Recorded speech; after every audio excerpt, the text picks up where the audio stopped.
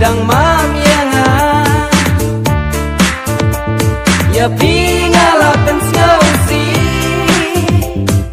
Can you forgive me?